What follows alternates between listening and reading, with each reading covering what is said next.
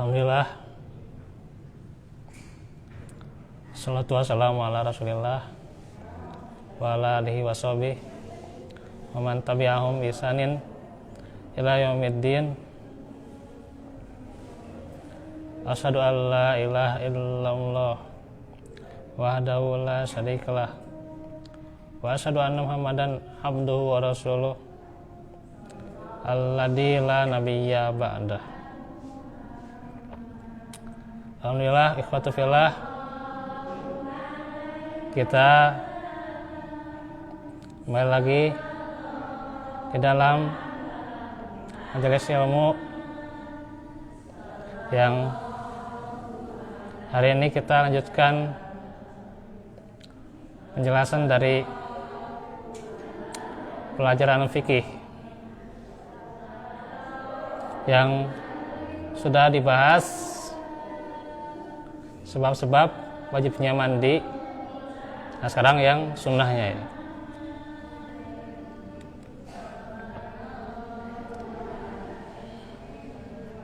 Ada beberapa perkara yang disunahkan mandi.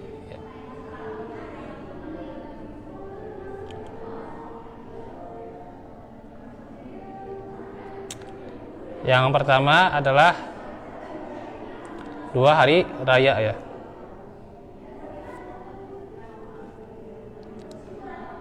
Rasulullah sallallahu alaihi wasallam sabda,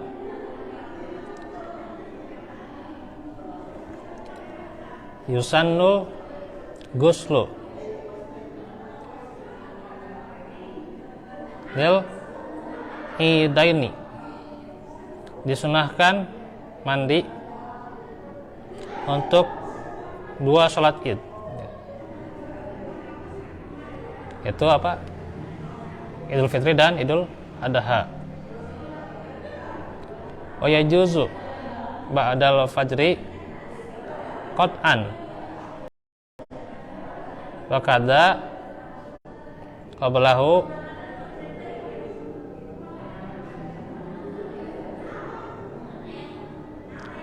untuk waktunya boleh setelah masuk waktu subuh ya, atau sebelum waktu subuh ya gitu.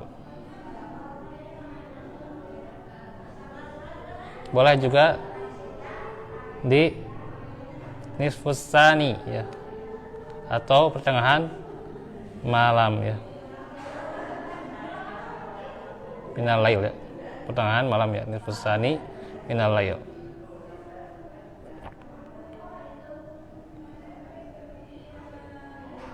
Jadi kalau mandi untuk sholat id itu disunahkan ya, boleh misalnya kita sebelum sholat subuh ya itu.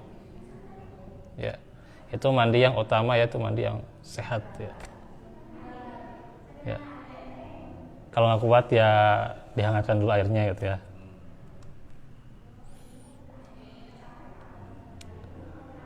Terus juga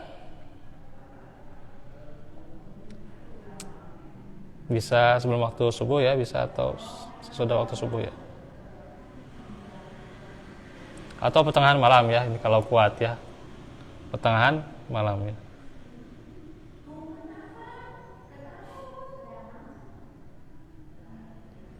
Nah itu, jadi diantaranya mandi untuk sholat Idul Fitri maupun Idul Adha ya adalah sunnah ya. Dan juga diantaranya adalah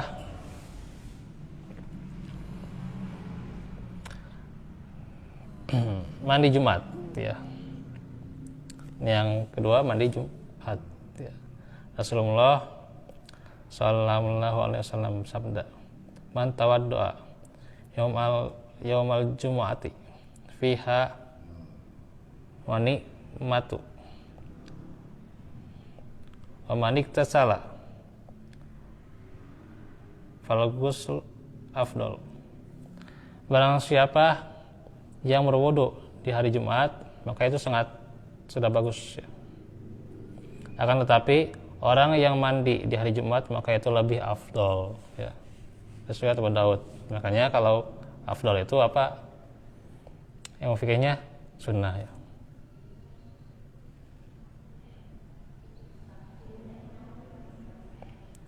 Di antara hadis yang juga disebutkan oleh para ulama untuk menguatkan pendapat bahwa sunnahnya mandi besar ya di hari Jumat ya, adalah hadis diriwayatkan oleh Abu Hurairah radhiyallahu anhu. Rasulullah sallallahu alaihi wasallam bersabda, "Man tawaddoa fa ahsanal wudu'a summa ata al jumu'ata wastama'a wa ansata ghufira lahu ma bainahu wa bainal jumu'ati wa ziyadatu salasati ayyamin." Barang siapa yang berwudu dan dia menyempurnakan wudunya, kemudian setelah itu dia mendatangi sholat Jumat dan mendengarkan dan dia, maka dosa-dosa yang dilakukan antara Jumat yang satu dengan Jumat lainnya ditambah 3 hari diampuni oleh Allah Subhanahu wa taala. Hadis riwayat Muslim. Ini luar biasa ya. Apa aja utamanya? Berwudu ya. Dan menyempurnakan wudunya ya gitu. Tentu ya. Terus datang untuk sholat Jumat ya gitu. Yang kedua, yang ketiga, sholat Jumat itu didengarkan ya, dan diam, jangan berbicara. Kalau kita sebagai makmum ya gitu, sebagai makmum ya kita harus diam ya gitu. Ya. Yang berbicara hanyalah khotib saja ya. Gitu. Nanti ada fikihnya lah ya, fikih sholat Jumat nanti ada ya penjelasannya. Jadi dengarkan dan diam ya gitu. Jadi kalau bisa ya, ketika misalnya ada kegaduhan tuh ya, itu harus bisa diatasi ya. Bahkan sebelum sholat Jumat harus bisa diatasi ya yang namanya kegaduhan ya. Agar apa? Tidak mengganggu kehusuan ya. Tidak mengganggu ketenangan orang-orang yang menunaikan sholat Jumat ya gitu. Gitu ya. Karena yang seperti itu harus di manage ya gitu. Ya cuman di masjid-masjid yang ya katakanlah mungkin kurang tuh ya dalam pemakmuran tuh ya gitu. Kadang itu tidak di manage ya, anak-anaknya gaduh aja gitu ya ketika sholat Jumat ya gitu. Akhirnya ya si khotibnya marah-marah gitu ya kepada anak-anak ya. Dan khotib juga merasa terganggu gitu ya gitu. Nah, harusnya ini di manage ya gitu, di manage. Ya. Nah, ini yang kadang kurang di kita ya gitu. Ya. Nah, makanya harus benar-benar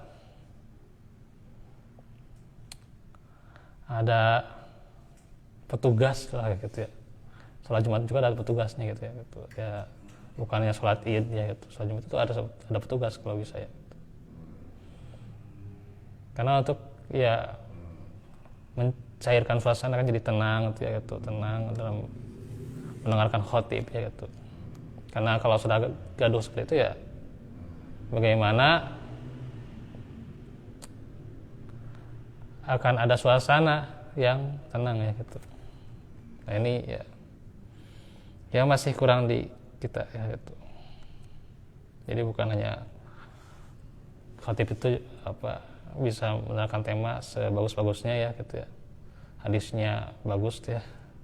Dia dapatkan, kemudian ayatnya dia hafal ya. Tapi sayang ketika misalnya ada kegaduhan, dia tidak bisa mengendalikan juga ya gitu. Misalnya memang tidak ada petugasnya di sana, ya harusnya memang tugas dari khatib juga ya gitu. Untuk mengingatkan gitu ya. Gitu. utamanya ya gitu. Nah ini yang kurang ya gitu. Ya kan jangan sekarang, ya, zaman sekarang itu ya khotib ada yang ngelucu gitu ya. Khotib itu ngelucu gitu ya gitu. Kan sebenarnya nggak boleh itu ya, nggak boleh ya khotib ngelucu gitu ya. Kalau jumatan tuh ya. Jangan.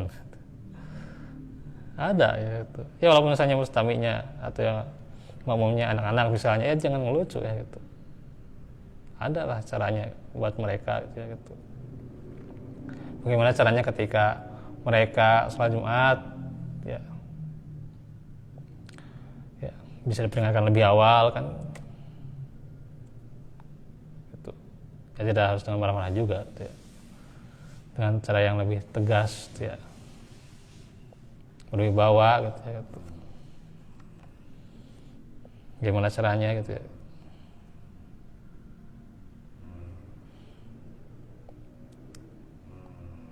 Nah itu karena itu kan kalau Nabi khutbah itu sampai ke merah-merahan tuh ya gitu. Maksudnya matanya sampai merah-merah itu tegasannya luar biasa tuh ya gitu. Ya kalau itu cuma baca dalil, bacaan doang gitu. Ya gitu. Nah ini nanti harus dibahas nanti fikih sholat Jumat ya, walaupun ya masih lama lah gitu. Gampang lah, insya Allah nanti ada. Karena waktu sudah tidak terasa cepat semuanya ya. Jadi makmum itu mendengarkan dan diam ya. Apa jaminannya? Maka dosa-dosa yang dilakukan antara Jumat yang satu dengan Jumat yang lainnya ditambah 3 hari ya. Tuh, ada injury time-nya ya. Bonus 3 hari ya. Oleh Allah diampuni apa? Dosa-dosanya. Masya Allah. Nah itu. Nah di hadis itu nggak disebutkan mandi. Ya. Ada ya, emang ada keterangannya di hadis nanti Bukhari Muslim ya gitu. Menyebutkan ghuslu yaumil jumu'ati wajibun ala kulli muhtalimin ya. Mandi wajib itu ya di hari Jumat ya adalah wajibun ya gitu. Mandi junub di besar lah gitu ya. Aduh kalau pakai bahasa ini junub mana ya. Ya di besar lah gitu. Itu wajib atas setiap orang yang balik ya.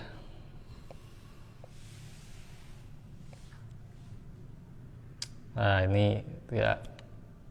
Tapi karena di hadis yang barusan di surat apa Muslim ya tidak disebutkan mandi, berarti itu apa sunnah ya.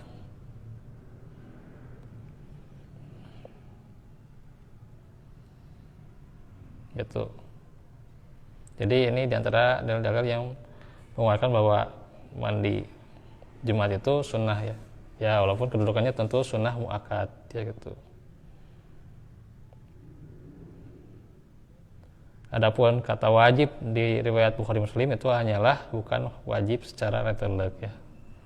Tapi bagaimana wajib artinya ditekankan sekali karena sunnah muakkad ya.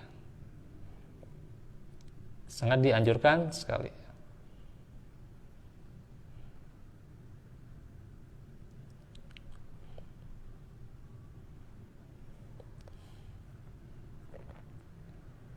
Nah, kalau kata Imam Syafi'i ya dalam kitabnya ya mungkin ya. Beliau rahimahullah ketika menjelaskan yang dimaksud dengan wajib itu adalah wajib dalam masalah akhlak ya. Perilakunya orang mau sholat menghadap Allah tidak ya tidak mandi ya. Kan menghadap Allah gitu ya. Apalagi ada orang di sekitarnya ya, di sisinya itu ada orang gitu ya. Ya dia harus mandi ya gitu. Supaya tidak mengganggu orang lain ya dengan baunya gitu ya. Nah gitu.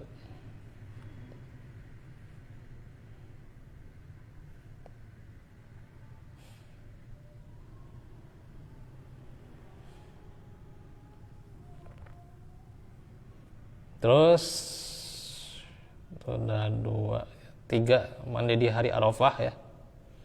Mandi di hari Arafah. Yaitu asar dari Ali bin Abi Thalib dari Ibnu Umar radhiyallahu anhuma bahwa pernah ada laki-laki yang bertanya kepada sahabat Ali tentang mandi. Maka Ali menjawab, "Iktasil kulla yaumin in syi'ta." Silakan mandi setiap hari apabila engkau menginginkan hal itu. Maka orang tersebut mengatakan, saya tidak maksudnya menanyakan untuk mandi biasa ya, tapi yang saya nanya itu apa? Mandi besar ya, mandi yang disyariatkan. Maka Ali bin Abi Thalib menjawab, yaumul jumu'ati wa yaumu arafata wa yaumul fitr, dan juga wa yaumun nahar ya. Mandi di hari Jumat, di hari Arafah ya, Idul Fitri dan Idul Adha ya. Adapun asar dari Ibnu Umar radhiyallahu anhuma, ini diriwayatkan dari Nafi, beliau mengatakan bahwa sahabat Abdullah bin Umar radhiyallahu anhuma dahulu biasa mandi di hari raya Idul Fitri sebelum beliau pergi ke tempat sholat. Ini menunjukkan disadarkannya mandi ya, mandi besar sebelum sholat hari raya.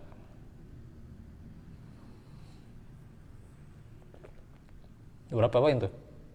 2, 3 ya. Keempat, untuk ihram ya, untuk ihram haji atau umroh ya. Ketika kita akan mulai manasik haji atau umroh,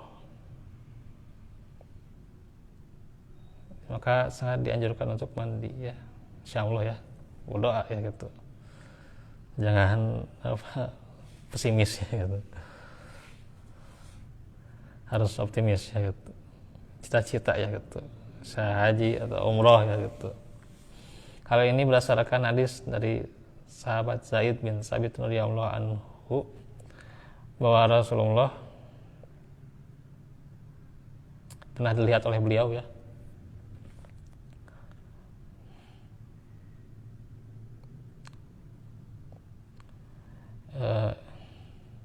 tajarroda ya ahlihi wa salah, beliau melepaskan pakaian untuk ihramnya dan beliau mandi, riwayat Tirmizi ya. Kata para ulama dalam kaidah usul fikih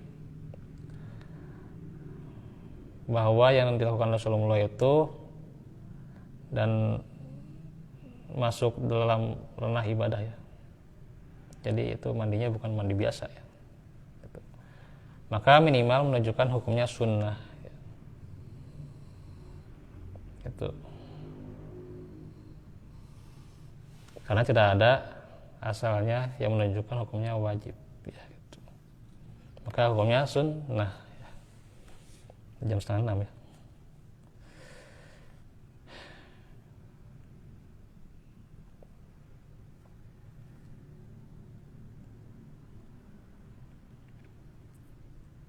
Apa sebabnya kelapangan rezeki?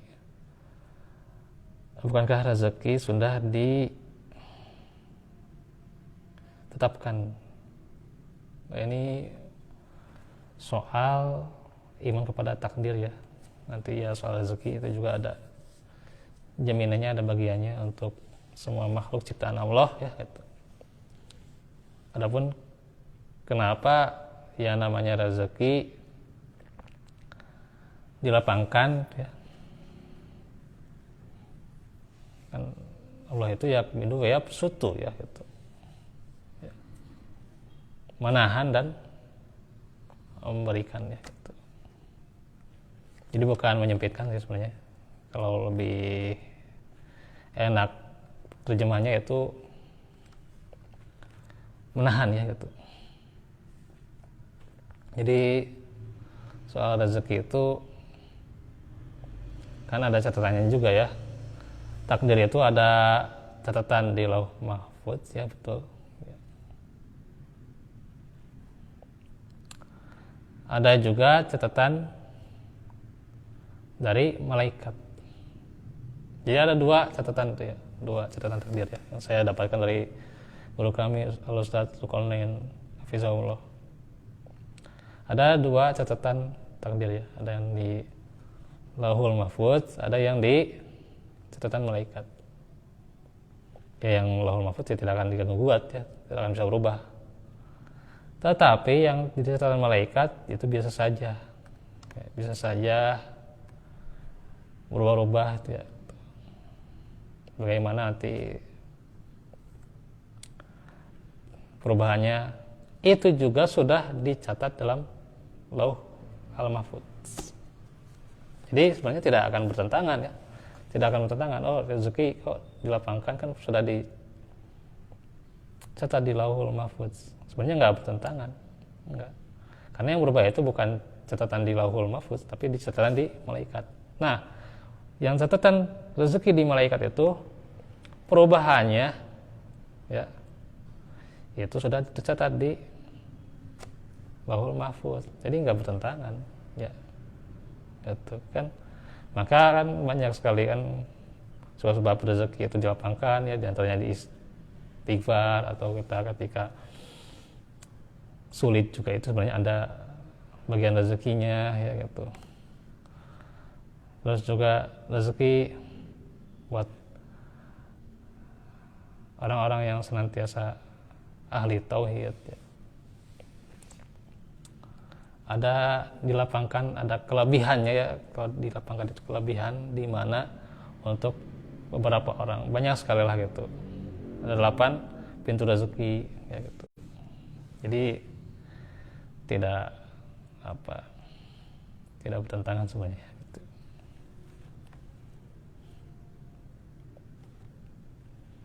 Nah, waktunya nih ya sebenarnya.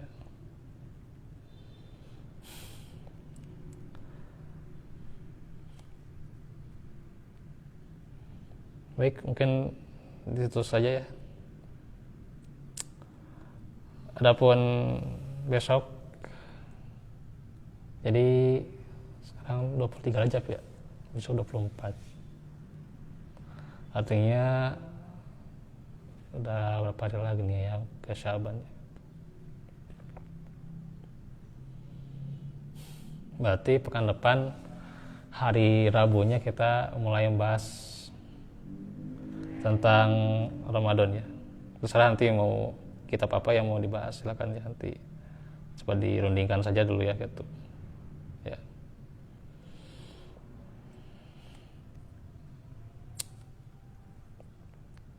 Nah itu saya belum menetapkan ya gitu. Jadi silakan saja ya gitu. Saya mah lebih dengarkan orang tua saja sebenarnya. Apapun misalnya kita ya, walaupun kita punya ilmu ya gitu, tetap orang tua itu lebih utama ya untuk didengarkan ya. Kita dengarkan sepuh gitu ya gitu, lebih utama ya gitu. Jangan bertindak sendiri ya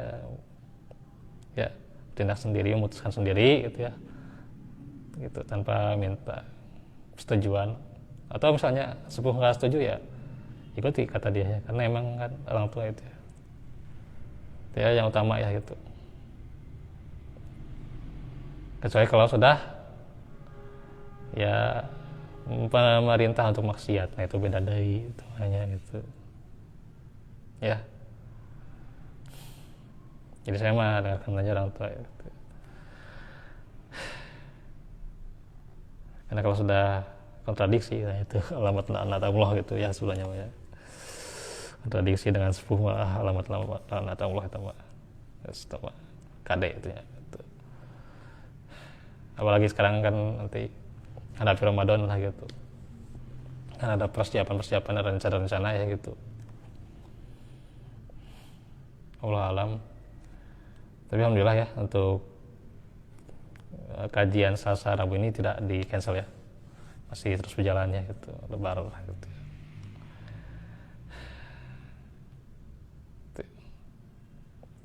Oke, itu saja dahulu. Walafikum walafiminkum. Semoga kita dikuatkan dan juga diberi umur ya untuk sampai ke Ramadan. Insyaallah nanti mulai Rabu depan kita bahas ya tentang Ramadan, Dan besok mah berarti pembahasan tentang menuju negeri keabadian ya. Masih tentang pertanyaan mereka dan di alam barzah ya berarti ya. Keadaan akhir ya gitu. Baik. Rabbana atina min ladunka rahmah wa hayyi lana min amrina rashada. Rabbana atina fid dunya hasanah fil akhirati hasanah wa qina azabannar. Wa'fu minkum subhanaka allahumma wa bihamdika la ilaha illa anta astaghfiruka wa atubu ilaik. Alhamdulillahirabbil alamin. Assalamualaikum warahmatullahi wabarakatuh.